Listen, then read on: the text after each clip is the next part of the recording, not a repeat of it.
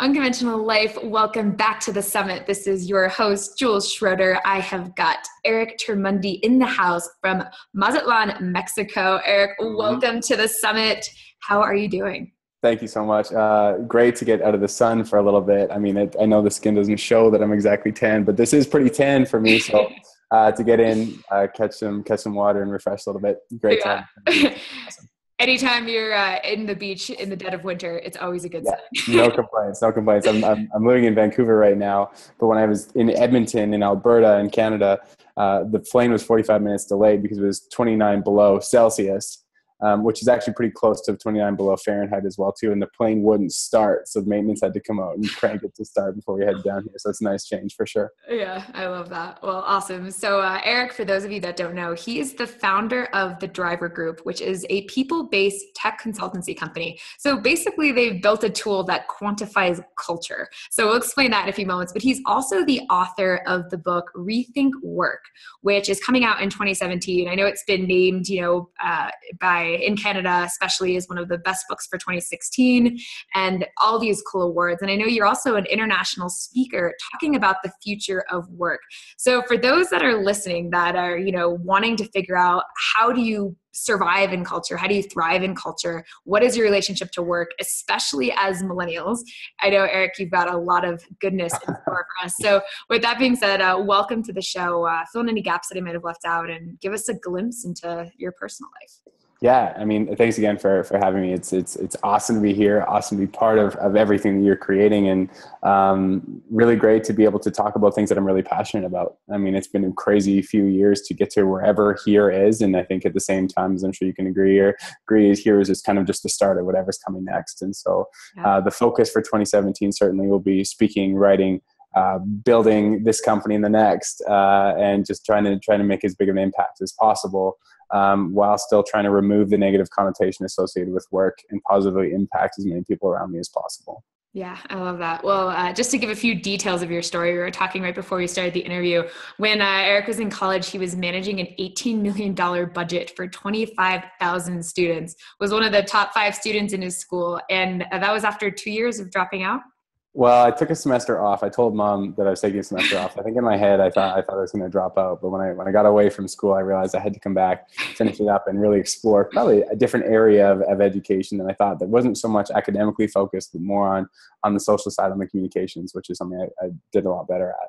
Yeah, I love that. It's like, so talk about the concept of rethinking work. And I know American Express rated you like one of the top under 35 for innovators globally. So lots of stuff in store. So for those listening, make sure to pay attention. But Eric, take us back in time a little bit. Like what was it like for you growing up? Like if we could have put be a fly on the wall of Eric, in grade school, high school, were you entrepreneurial? Were you a weird kid? Like give us the world of. Yeah. Okay, so I come from small town Canada, which doesn't really narrow it down much, but small town British Columbia, so small town Western Canada, with my mom, my dad, and my brother. I come from a town of 20,000 people, Cranbrook, British Columbia. And honestly, life was great. It was a happy small town where, coming to think back, actually, success wasn't really measured by the title that you had, the amount of money that you had, the amount of education that you had, or the salary that you made. It was more made on more of a happiness index. And I think that's really what's driven me in my career, is to be pursuing the things that ultimately make me happy and not necessarily make the most money. Now, if what I'm doing happens to bring a lot of money with it, that's a bonus for sure. But life was more, how is it that we can take off and go camping for a month or 2 months with our friends and family and ultimately have as much fun as possible? And what was really cool about that is we had a really great family and friend group that we could share that with. And I think that kind of fueled my growth into more of how is it that I can build a community, build this tribe, build this sense of belonging, and ultimately be happiest doing what I'm doing. And so that took me right into high school and university. When I got to university, I didn't do as well academically as I thought I was going to do because I hadn't come to that realization yet. And success to me in university meant, how do I get that white collar job where I can wear a tie to work, carry a briefcase, and ultimately do deals in the boardroom with all the big players. when my GPA was slipping and I was on what we call a dean's vacation almost, which means almost failing. It was about 52%, I think. I decided I had to recalibrate, step back, and reevaluate as to what was going on. So when I stepped away, realized that it was the connections and the people that were more important than necessarily just the grades. I came back, got involved with clubs, the student union, as you mentioned, various different groups, and a part-time job and everything else. And I found that the more I actually distracted myself and was doing things that I was good and passionate good at and passionate about, that actually my grades started to improve quite dramatically. And as a result, ended up doing quite well, but not well enough to get the job that I was dreaming for. Yeah. Well, it sounds like at an early age, you kind of knew that there was more than kind of the system that had been paved out, and, navigating your own relationship to it. And at what point was it when you came back and you started to kind of redevelop the passions that you were like the rethink work? I know you probably wouldn't have called it that at that age, but some of that, I got to get a job. Yeah. Got to work. Yeah, totally. Like how was that brain kind of being influenced by the practicality of like, I got to get a job, I'm graduating, what's my degree? Like, how is the duality of those two things? Yeah, I think what the realization, the reason why I came back to school is because I realized that I was running from my fear, my problems. The fear is that I wasn't going to do well enough to get the job that I dreamed of. When I realized that the reason we should travel is not to run away from, but to run to something, it gave me a total flip on why I was doing what I was doing. So then I realized that what I had to do was run to these problems and not away from them. And so my 3-month trip to Australia actually was turned into a 3-week trip and turned around pretty quick. Made a bunch of money just in small, like part-time jobs in small town home to get back to school and do the things that I was ultimately better at. And then when I realized too, as we got farther along and as I got closer to graduation, that success for me wasn't necessarily the success of what society told me it to be. And so I think that society tells us that to be successful, you have to have a lot of money, a lot of material, a big title, and a lot of education. And I don't think that that's not right. But I think your definition of success could be a lot different than mine. The things that can make you happy might be a lot different than things that make me happy. And so as we get into rethinking work, I think we ultimately have to redefine what it means to be successful to ourselves and understand what it means to be successful and be okay with what it means to be successful for us. Because ultimately, if we can do a job that enables a life that we want to live, then I think we can all be successful in our own way. Yeah, totally. And I love that. I'm like noticing myself. I'm like, let's go deeper there right now. Right, and we'll go there in a few moments. Sure. We'll talk all about Rethink Works. But in your own story, when you came back, what did you get your degree in? Did you get a traditional job? Yeah. Or when did the fascination of culture and people, well, what happened when I got back, grades started getting better. I did okay, but not well enough to ultimately get that job. I didn't actually have the grades. And like many millennials now, Gen Z, I guess, depending on how you want to define them, are getting into this like first wave of their career. What I did, and what a lot of my colleagues or peers or friends had done too, is almost like blanket applied to as many places as possible. How do I get that cover letter with an interchangeable sentence that I can tailor to whatever that company is that I'm trying to apply for, and fire off 60 resumes to as many people, only then to reevaluate what those opportunities are to see what's best for me. When I didn't get any interviews or any calls back, I thought that either I'm going to have to get more education, improve on some of the classes that I didn't do very well at, or settle. And settling wasn't really an option. And I obviously wasn't all that great at school and didn't have a ton of interest in it. But I did value the informal education. The experience of school, I think, was fantastic. And some of the things that my university enabled me to do and being part of those clubs and being a part of these different groups was something I'm still grateful for. And so the opportunity then was, if we take myself as a case study and my co-founder, who was an absolute scholar, a very prominent academic who's doing very well for himself, we then thought, how can we close this age and communication gap and skill gap in the workplace by ultimately rethinking what it means to be working and enable people to find employment based on fit, belonging, something that's bigger than just skills and requirements, which obviously aren't any less important, but then aren't really the differentiating factor like fit might be. And so we created this diagnostic tool and got into the working world, which was certainly entrepreneurial as well, but something that enabled us to be the best that we could be. Yeah, totally. So how old were you when you started? Did you start right when you got out of college? Was that, or did you? We started actually right before we finished. So I still had about 8 months left. And the company we started when I was 22. Yeah. So being a young entrepreneur, I imagine you probably didn't know what you were doing, or Still like, don't. We're still trying to figure it out, right? Yeah. I was literally talking to someone today and he's like, yeah, I've been at it for a year and I feel like I'm at rock bottom again. And I'm like, still don't have clients, still don't have that. And I was like, welcome to the rest of your life. Yeah, exactly. Yeah. Welcome to entrepreneurship. This thing that we glorify and glamorize endlessly that really isn't quite that story. Totally. You'll make it one year, you'll lose it the next. It's like, yeah. Mm-hmm. So how did you start to, for someone listening that's putting themselves in wanting to start the path of entrepreneurship, what were some steps that you took, or how did you start to immerse yourself in that new world? Was it conscious at the time, or you kind of just doing what you knew what to do in the moment, or what kind of, if you had any awareness on it? I think a lot of it is, if you're lost in a big, scary city, one of the best pieces of advice that I got is always to walk with intention. Walk like you know where you're going and walk like you've got it all figured out. And I think that sense of confidence and that sense of understanding when you're getting into something a little bit unknown, that's something a little bit, it can be quite scary, is really important. And I knew my skill set. I knew my co-founder's skill set at the time, and they were vastly different, even though we shared the same idea. We really leveraged the skills of each other to provide a service and ultimately later on a product that we could really be comfortable with. We found a few early clients that wanted to support us, that thought we could support them as well, obviously.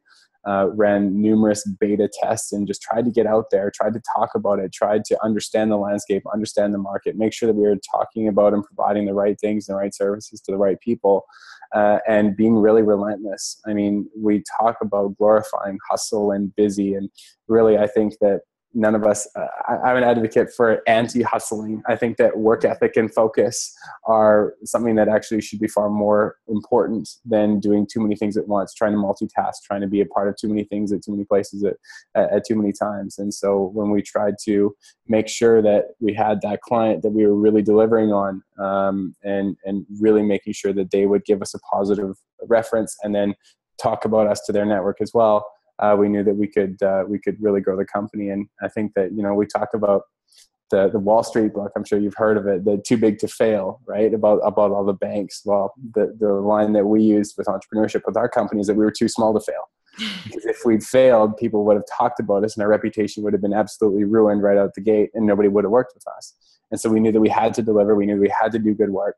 And if we didn't, that would pretty much be it. So it was high stakes, but it was ultimately hard work and focus that I think that got us to the next step. Yeah, totally. So I know, as a consulting agency working with clients, service-based type of business model, for someone that's wanting, because I know we have people that are listening that, are thinking about a similar model. So if we kind of go meta for a few moments, could you give a step-by-step of maybe either steps that you took or steps that you'd recommend now for starting a similar kind of type of agency?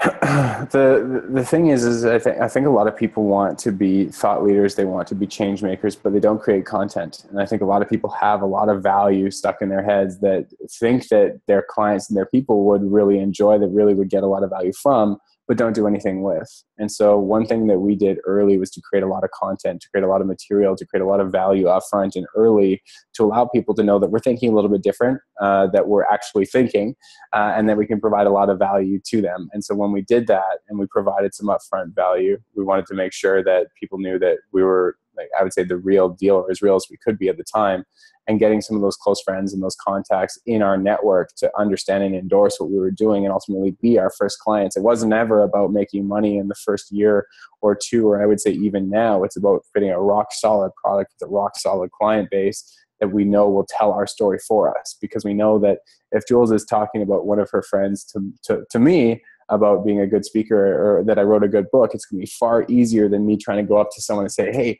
will you buy my new book? It's really good. Trust me, I wrote it. And so when we get someone else telling our story for us, because we've proven the model and we've proven value to them early, we know that's a far better tactic than trying to go and push something ourselves. Yeah, totally. I like that you're touching on that point about content specifically. And I was actually talking to Rob Fajardo with the founders, and we were just jamming about this. But I mean, I think when you talk about he's a perfect example too. I mean, I see his content all the time. And the thing about him that he's so good at is it's so consistent.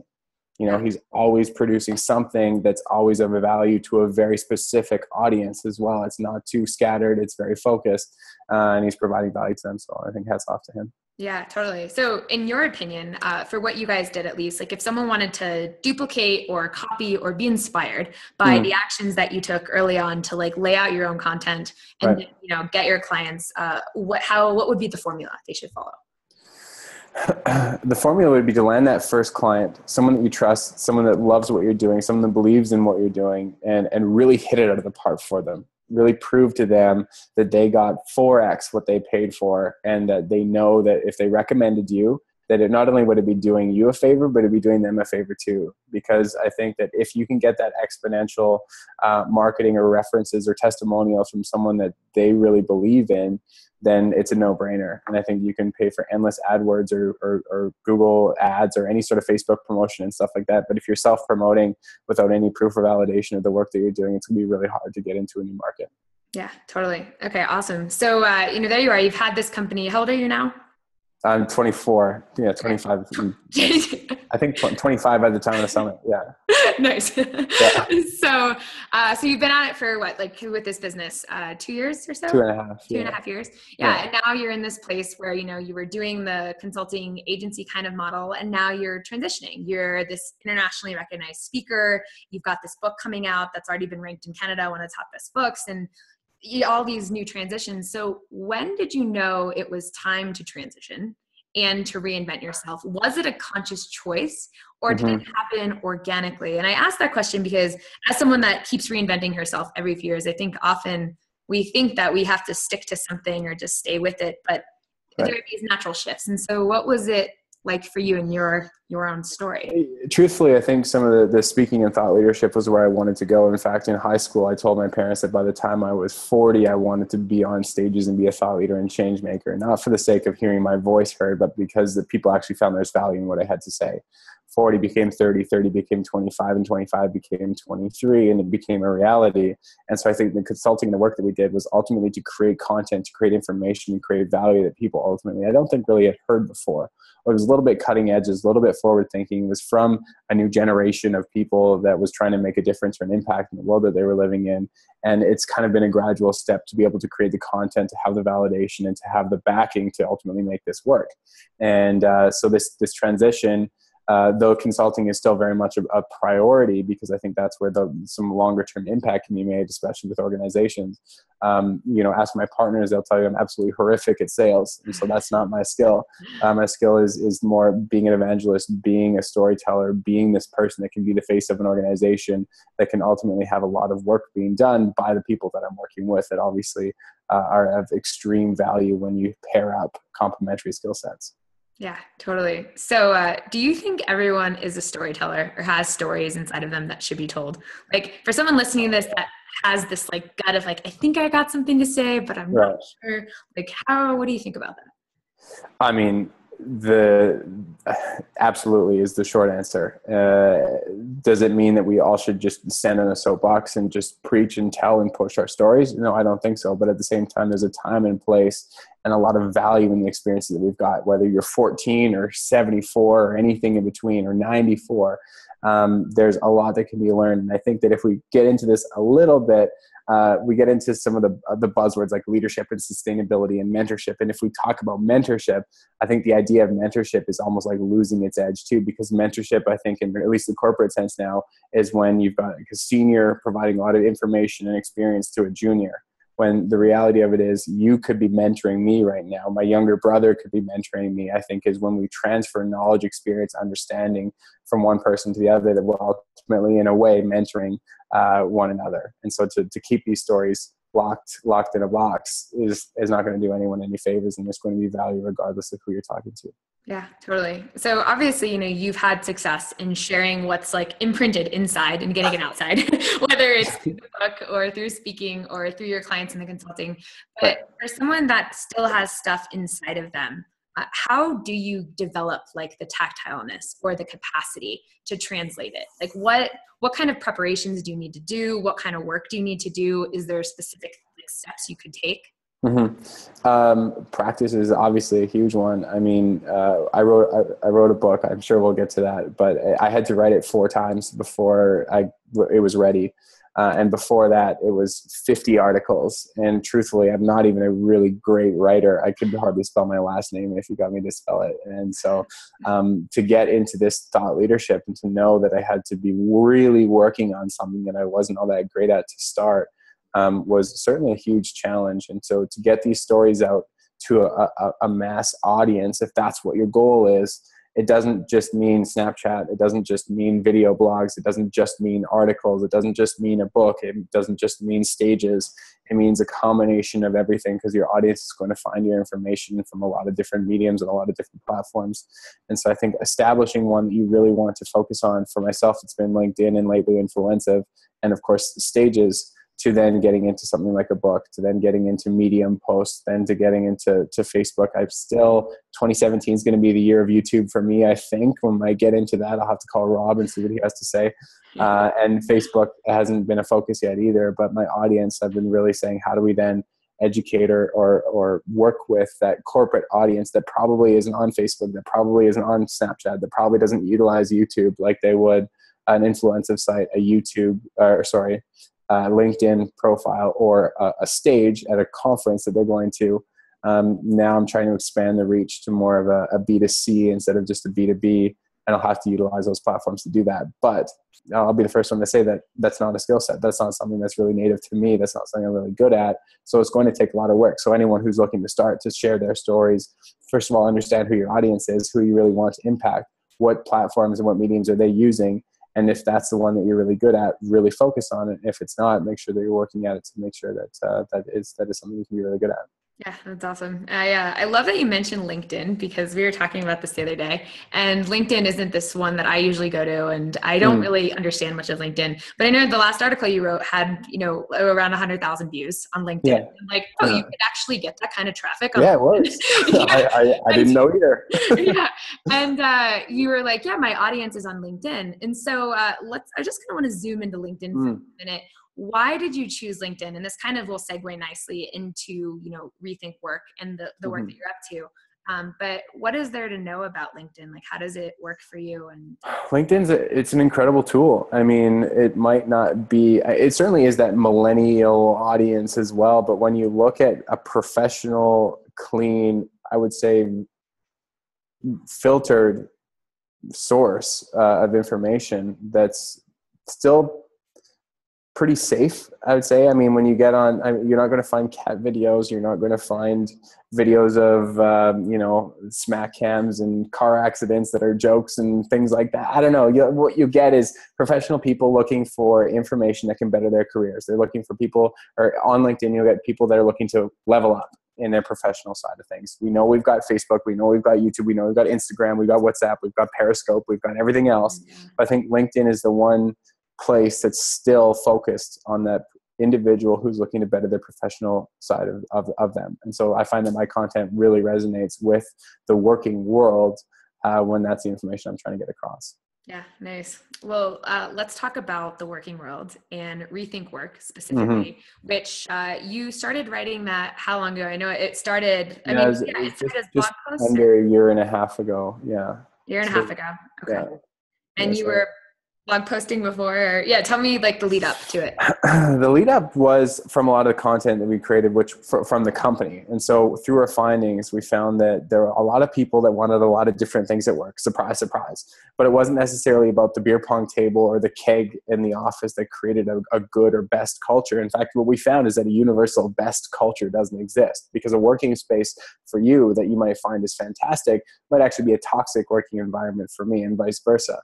We might see an introverted person that really wants that space to themselves, that actually has a door and everything else. Whereas you might see an extroverted real team player that wants the beanbag chair, that wants 6 people around them, that wants to do that scrum with a whiteboard and brainstorm and mind map everything and just have a bit of a crazy work environment. And that might be a best culture too. But if you look at the top 100 places to work in the States right now, number 1 is Google. Maybe no surprise there, but number 4 is Wegmans, a grocery chain. And I have to explain that to Canadians because we don't have Wegmans. But basically what I'm trying to say is, if we leverage a best culture to be just that. And we say Wegmans has got one of the top 5 cultures in the States. And then you brought someone from Google to place into Wegmans. I can bet you that they wouldn't have the same experience that someone that was at Wegmans, that loved Wegmans, really had, and vice versa. Yeah. And so that to me says that, you can't have a best culture that applies to everyone. What you can have, though, is an optimized culture based on who's there and what environment's been created. And so it's been a real focus to really rethink what it means to work based on who people are and what they value. And I think that varies significantly depending on who we're talking to. Totally. So for those listening right now, like here we are in the summit, it's the middle of, January 2017, up-leveling areas of your life, accelerating your business. How does this message, how does it apply? What is the gold that people need to hear from this message to take action on what's alive for them? Okay. Work doesn't have to be something that we have to do. It can be something that we get to do. And I think you're a perfect example of this. I think I'm trying to live a life that I'm happy to go to work on Monday morning or Sunday afternoon or whenever it is on a Thursday night, because I like the work that I'm doing. And I think that success ultimately in the work that we're doing is going to be largely based on who we are. And I think that we get caught up, especially in the world that we're living in, that's so hyper connected, that society tells us that success is so limited, that you have to be doing this thing and that thing and the other thing in order to be successful. And so I think that largely, and I noticed this with myself, a lot of my social posts, whether it be on Instagram or Twitter or Facebook, were not to validate what I was doing to myself, but it was to validate what I was doing to my network. And I realized that was the biggest problem. That was the biggest realization that I had, is that it wasn't really about what my network approved of me to do. It was about what would put a smile on my face at the end of the day. And so I think to rethink work, we can ultimately remove the negative connotation associated with work. We can rehumanize the workplace by making it not a place where we just text and tap and type and swipe to each other who's sitting next cubicle across, where we can actually have these human relationships, where we can have a sense of tribe, of belonging, of community. Because if work is something we do more than anything else in a day, and it already is, I mean, if we work 10 hours a day, including the time that we're on our phone while making dinner or on the conference call while we're in the car or the train on the way home, we might be working 10, 11, or 12 hours a day. I mean, tell me the last time you got 11 hours of sleep, right? I mean, it doesn't happen. When's the last time you watched or went and played soccer or any sort of sports for even more than 2 hours a day? I mean, work is something we do more than anything else in a day. So I think we have to enjoy it. And I think that in order to find a career or a job that we can be happy doing, we almost have to take what society's definition of success is and table it, and ultimately pursue the things that we're most passionate about. And I think that if I can elaborate on that as well too, it's not necessarily about finding that one passion, because I don't think we'll ever stop looking. I think it's about finding the things that make us feel passionate. And I think we can get that feeling from an infinite number of experiences. Yeah, I love that. So to kind of play devil's advocate with you for a moment. So let's say, my work environment, I'm in this job, I feel like I have pretty little control over my environment, little control of I'm really affected by my circumstances. Yeah. How do I take this on? How can I apply with what you're saying, or how can I even, dance with it? Yeah, I think that there's a lot of the times we know the things that really make us happy, and we fail to really execute on them because there's a lot of fear of the unknown. And I think that even now millennials are really, really challenged with those side hustles and the other things. But I think if you were to use your example, we can still take on that side project, do the thing that makes us happy, and ultimately use the communication skills that we don't utilize enough to get the things that make us happiest. And by that, I mean, it's not so much about sending a text or a 2-line email anymore. It's about having a conversation that I think has been lost because of the frequency and the ease of accessibility to this technology that is preventing us from making those steps and moving forward. Yeah, I love that. So let's say for someone that's listening that is wanting to create their dream work environment, they're wanting to rethink work, they're wanting to take what you've got in the book, take all the stuff that you're saying. Where should they start? What's the very first thing they should do?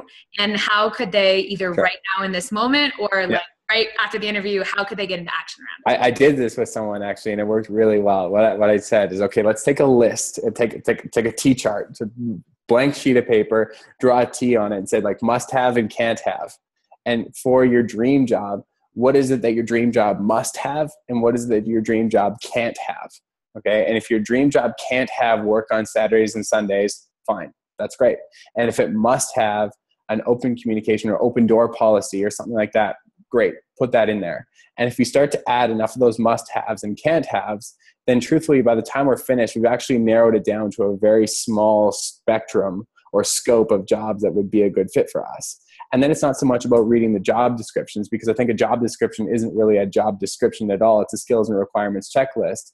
It's about actually having an interview or having a coffee or a conversation with someone who's in that position to go through that list and say, what does your job have and what doesn't it have, so that I know this might be a better fit for us. And we talked about that article that had 100,000 hits on LinkedIn last week. The article was the one question that we need to be asking recruiters that we don't. And I think that one question actually isn't answered by the recruiter at all. It's answered by the person that you're going to have a 30-minute coffee with who's already in your position. So the question is can I have a 30-minute conversation with somebody who's already in the position that you're hiring me for? Because if you're in the position that I'm going to be hired for, I'd love to have a 30-minute conversation with you and say, what's your life like at home? How many countries have you been to in the past year? What sports are you able to play? How many times have you been hiking? Like, what's your commute like to work?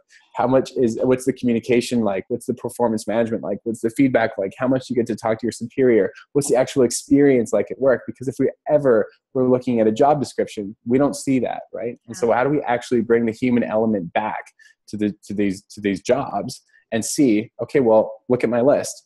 This actually fits. This might be a great career for me. Totally. And so let's say, you get the piece of paper right now, you make your list, must-haves, can't-haves, you look and it's not a fit for what you have right now. Mm-hmm. What might you recommend for finding the fit?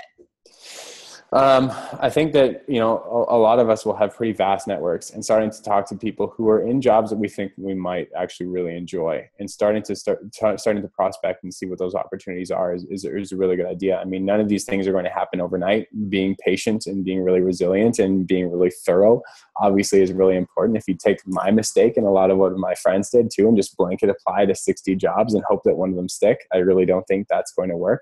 And so really either sticking it out until you can find that good fit, or having a conversation with the senior people in your organization or your employer and saying, look, this isn't just working. This isn't quite working for these reasons. And here's why. A lot of people are actually pretty understanding and making that adjustment.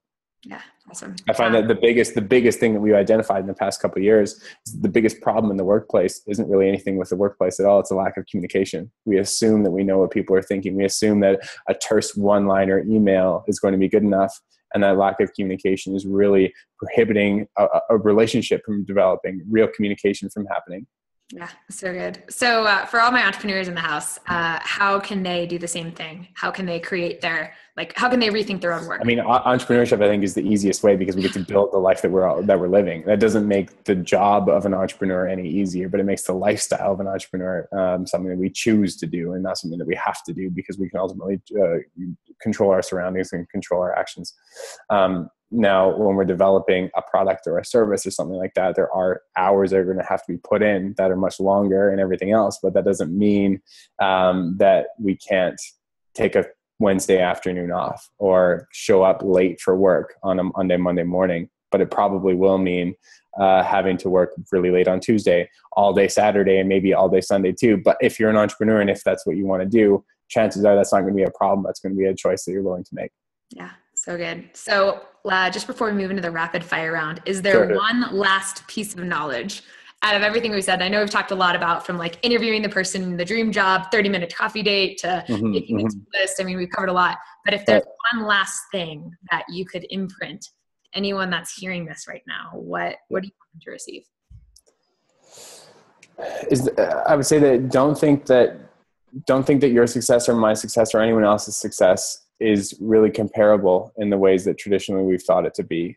I think that whatever it is that makes you happiest, that you can ultimately pursue with as much passion as possible, that is going to be the thing that puts a smile on your face as wide as ear to ear as possible at the end of the day. And that's what I think you'll feel the least resistance with as well when moving forward.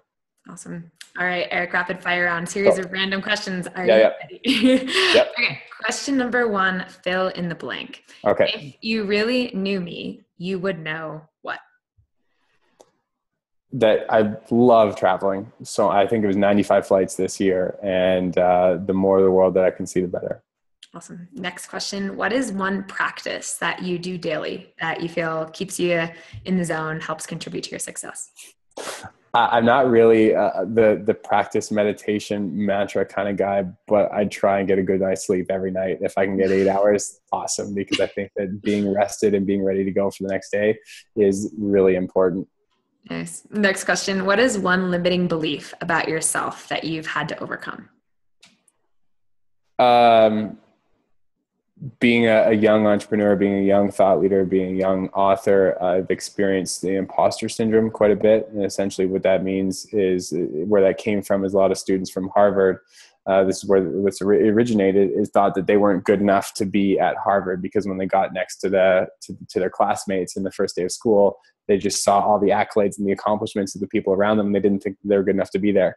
And so I've really had to battle through ensuring that I believed in my story and my value enough to tell it to people that thought the same thing. Yeah. Tag question. How did you do that? Because I know that some people, including myself, have definitely had that before. When you're speaking on stage, a lot of the testimonials, a lot of the referrals, a lot of the ratings from the presentations are something that I really had to take seriously. When I saw that some things were rated slightly lower, then I really worked on them. And when things were rated really high, I emphasized and focused on them. And so when by the end of, the first few presentations, when I was rated in the top X percentile, I started to realize that, there might be a little bit of value here. When I started to realize that my articles were doing quite well, started to really focus on that and be proud of it as well, and kind of got over that. Yeah, love that. Next question. If I gave you $1 million right now and said that you had 3 days to spend all of it, how would you spend your money? I mean, the millennial in me is supposed to say that I do something really charitable, and that would certainly be a part of it. I would invest a large chunk of it. I would, the truth is, when you're starting out in this entrepreneurial lifestyle, it's not incredibly lucrative to start unless you're really good at what you're doing, unless you've really nailed it and really focused on it, and you're really addressing a need that a lot of people have. For me, I've actually trained myself to live a fairly limited life. I don't have huge overhead. I don't have a ton of expenses. And so I wouldn't just go and spend all of it right away. It'd be saved for a rainy day for when the time is right. But a chunk of it would go to charity, a chunk of it would go to a long-term savings account, and a chunk of it would go to my TFSA. And I'd maybe get the family a gift or something along the line, and just have a little bit of fun with a little bit of a chunk of it. Nice. So that's a really boring answer. I wouldn't just go and spend it. A lot of it would bank for a rainy day. I mean, the other thing about being an entrepreneur for those who are just starting is that and I'm sure you can agree, the consistency and the budgeting and the predictability of revenue and income isn't as good as you'd hope it to be. And so having that rainy day fund is always Totally. Awesome. All right. Last question. What does living an unconventional life mean to you? Oh man, I think we're stuck in a world that there's so many norms, best practices, and should do's and could do's and must do's. And unconventional life is the one that you want to live. I think that is ultimately the one thing that's going to separate you from the pack, from the norm, from the masses, from everything else. And unconventional life is yours and only yours. I mean, my life is an unconventional life because I'm not trying to be someone that I'm not. I'm not trying to aspire to be one of those big thought leaders. I'm trying to be me. I'm trying to get my story out. I'm trying to have as much fun as possible. And that's pretty unconventional. But I think if we all tried to do that, there would be no conventional life, and we can all be proud of who we are. Yeah, I love that. Awesome. Well, Eric, tell us about the giveaway that you've got for one of our listeners on deck. All right. Here it is. My new book coming out February 20th, Rethink Works. The Financial Post in Canada called it one of the best business books of 2016. Try to look here. It is 144 pages of pure gold, hearing it from the author himself, which, as I said, doesn't really do much. If Jules said it to you, you'd have to believe her a lot more than I would.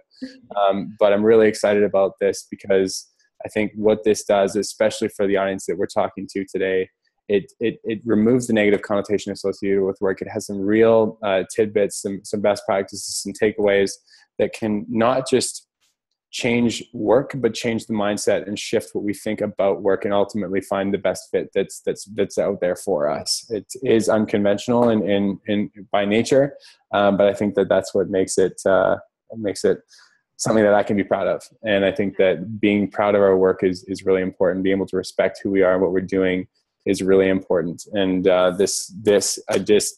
I signed it as well. I can have a note to whoever wins it. I'll make a personal note and give it away. But for anyone else who's interested, who wants to drop me a line, wants to have a chat for any reason, feel free to reach out. I'm happy to do that. Yeah, I love that. And anyone listening that wants to get that book, unconventionallifeshow.com, head over there right now. And down below on the summit page, we'll have more details about entering the giveaway. And then I know it's in pre-sale right now. So how else can people take advantage of the book?